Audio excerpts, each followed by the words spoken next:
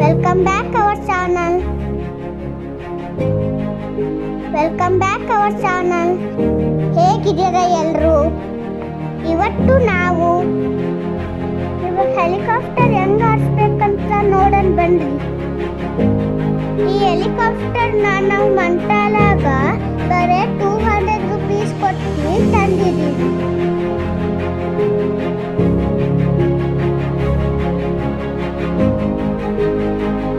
ಇದು charging cable. ಇದು helicopter control ಮಾಡೋಕ್ಕೆ ರಿಮೋಟು.